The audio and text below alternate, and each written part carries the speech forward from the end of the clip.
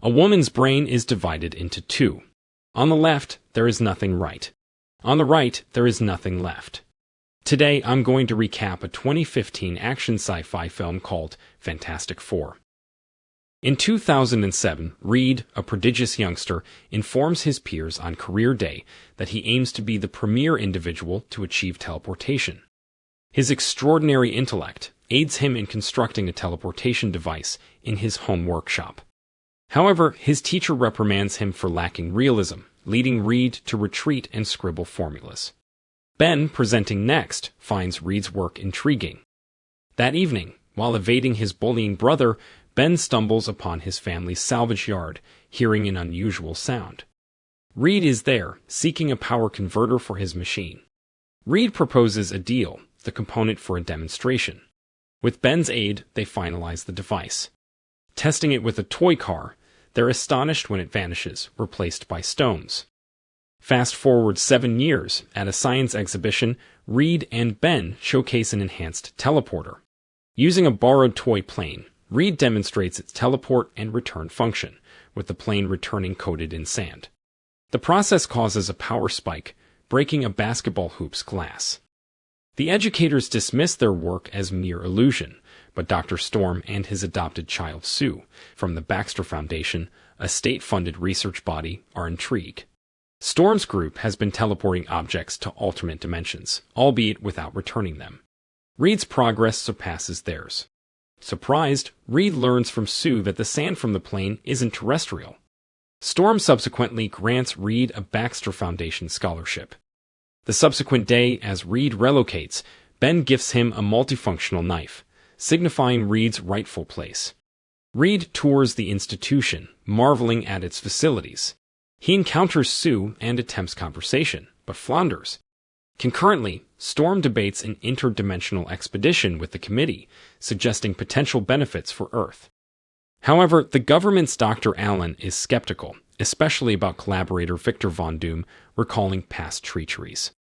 Allen acknowledges Victor's talent and credits him for devising their teleportation apparatus, but demands that Storm strictly oversee Victor. Post-discussion, Storm approaches Victor for reassociation. Initially hesitant, Victor consents after learning of Reed's successes and Sue's participation. Concurrently, in the lab, Reed and Sue, alongside a scientific team, enhance Reed's device. Sue realizes that Reed's prototype compromises the continuum of space-time, risking a catastrophic black hole, emphasizing caution.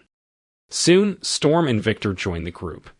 After greetings, Sue and Victor present Reed with a snapshot of the uncharted dimension from their previous venture. While Storm believes this newfound realm might preserve Earth, Victor expresses cynicism, leading Sue to humorously dub him Dr. Doom. Elsewhere, Storm's rebellious offspring, Johnny, engages in an illicit car race. Despite his expertise, a sudden explosion in his vehicle leads to a catastrophic crash. Post-incident, a discontented Storm confronts Johnny about his reckless choices, stressing Johnny's potential for greatness. He stipulates Johnny's car return on the condition of joining Storm's mission. Time progresses, solidifying camaraderie within the team, though Victor's envy surfaces witnessing Reed and Sue's blossoming rapport. After arduous endeavors, the ensemble concludes their creation, naming it the Quantum Gate. Reed shares this triumph with Ben via an image, expressing gratitude for his unwavering support. Subsequently, Allen and the advisory board attend a live showcase. A primate serves as the maiden organic specimen. After tense moments, footage from the alternate realm, dubbed Planet Zero, is retrieved, followed by the primate's safe return, marking the trial a success. Allen lauds the team, but denies Reed, Johnny, and Victor's request to journey themselves, reserving the mission for trained astronauts. Post-meeting, the trio, disheartened, indulge in drinks, lamenting their absence from the inaugural voyage to their groundbreaking discovery, asserting their rightful claim to pioneer the exploration. Reed persuades the group that they should clandestinely operate the machine, emphasizing its shared creation. Agreeing, he beckons Ben, an original contributor, to participate. Subsequently, they don their suits, preparing for their journey. Concurrently, Sue, stationed in her office, discerns unauthorized activation of the gateway. Racing to the site, she's met with the realization that the quartet has embarked. Upon arrival on Planet Zero, the ensemble marvels at the dimension's distinctiveness. As Reed and Ben commemorate their achievement with the American flag, the terrain fissures, unveiling an iridescent green illumination. They investigate an energy convergence point identified by Victor. Designating Johnny as their safety anchor, the trio descends a cliff to a luminescent green viscous pool. Intrigued, Victor engages the substance, initiating a volatile reaction. As the surface destabilizes, they scramble for ascent. Tragically, amid the chaos, Victor's entrapment by the eruptive substance necessitates Reed's heart-wrenching decision to release him. Nearing their pods, they grapple with malfunctioning re-entry protocols. In the nick of time, Sue re-establishes their signal, enabling their return. Despite her efforts, calamities ensue. Johnny is engulfed in flames, and Ben is besieged by rocky debris. Upon their tumultuous return, the consequent detonation incapacitates Sue and plunges the city into darkness. Reviving, Reed observes Johnny's fiery form and Ben's rocky entrapment. Horrified, he discerns his newly acquired elasticity, leading to a faint. Subsequent investigations at Area 57 focus on Reed's malleability. Periodic consciousness yields emotional outbursts, sedated promptly. Storm's visit unveils Sue's newfound translucency and Johnny's incendiary condition, eliciting his compassion. Later, Reed's attention is drawn to Ben's distress calls. Elongating his limbs, he maneuvers through the vents, discovering Ben's metamorphosis into a stone-like entity. As alarms sound, indicating Reed's escape, he vows assistance to Ben. Utilizing his abilities, Reed overpowers facility guards, ensuring his successful evasion. Subsequently, Alan approaches Ben, cunningly planting the notion that Reed has forsaken them.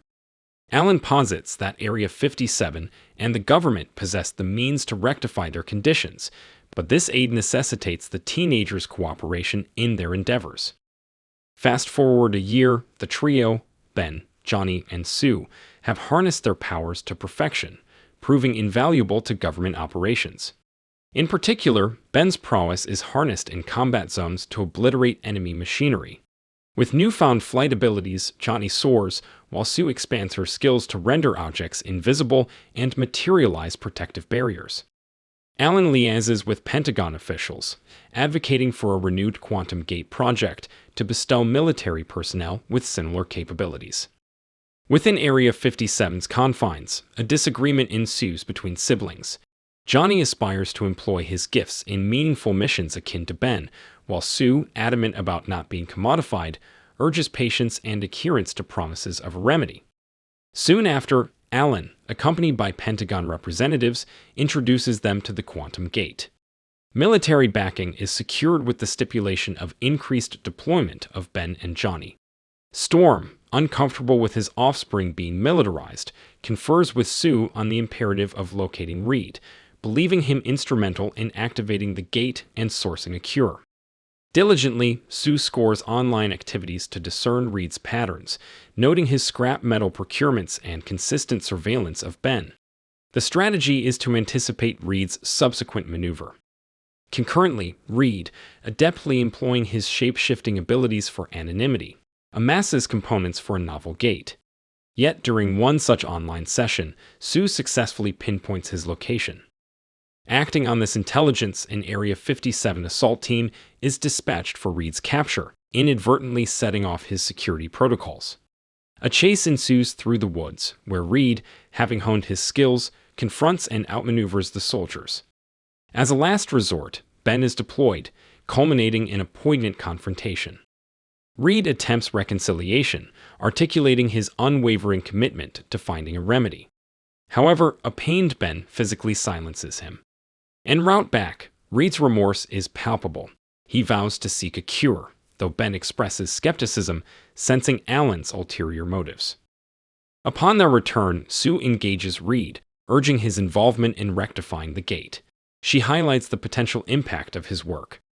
Acknowledging the gravity, Reed throws himself into the project, laboring with renewed fervor on the second iteration of the quantum gate. As preparations for another teleportation test commence, Reed and Johnny, in stark contrast to Ben's reception, share a heartwarming reunion, marking Johnny's joy at their friend's return. Following this, the apparatus successfully transports a fresh team to Planet Zero, which has undergone significant transformation over the prior year. To their astonishment, a humanoid figure emerges. It's Victor, who miraculously endured the harsh environment. Alan commands Victor's retrieval, and he is swiftly ushered to an inspection chamber. A meticulous examination reveals that his attire has amalgamated with his physique, and a mysterious green luminescence emanates from beneath. Alan commits to rehabilitating Victor in return for detailed insights about Planet Zero.